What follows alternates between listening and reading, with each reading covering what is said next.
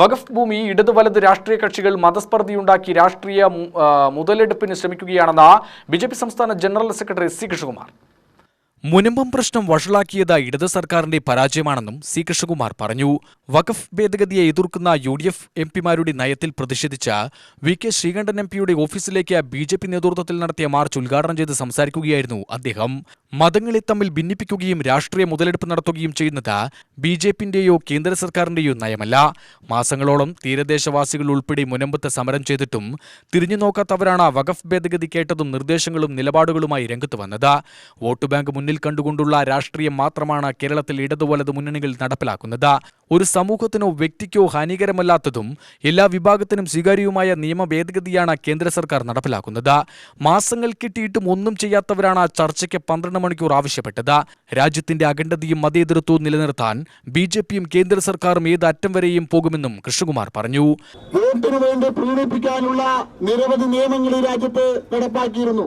കാലത്തെ നിയമങ്ങൾ നമുക്കറിയാം. മുനമ്പം വിഷയം, മുനമ്പത്തെ ജനങ്ങൾ സമരം തുടങ്ങിയ സമയത്താണ് എന്താണ് വഖഫ് ബില്ല് എന്നുള്ളത് ഈ രാജ്യത്ത് ചർച്ച ചെയ്യപ്പെടാൻ തുടങ്ങിയത്.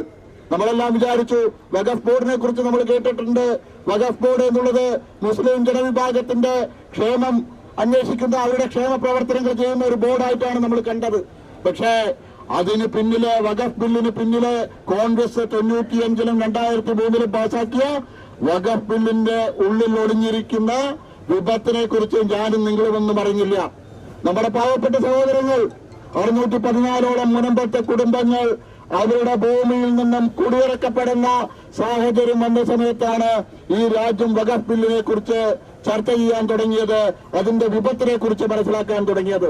അതുവരെ കോൺഗ്രസും ഇടതുപക്ഷം എന്താ പറഞ്ഞ്, Bharatiya Janata party, NDA government, Modi സർക്കാർ ന്യൂനപക്ഷങ്ങൾക്കെതിരായിട്ടുള്ള നിലപാടെടുക്കുന്നു, വഖഫ് ബില്ല് തിരുത്തിയെഴുതാൻ പോകുന്നു, ന്യൂനപക്ഷങ്ങളുടെ അവകാശങ്ങൾ കവർന്നെടുക്കാൻ പോകുന്നു.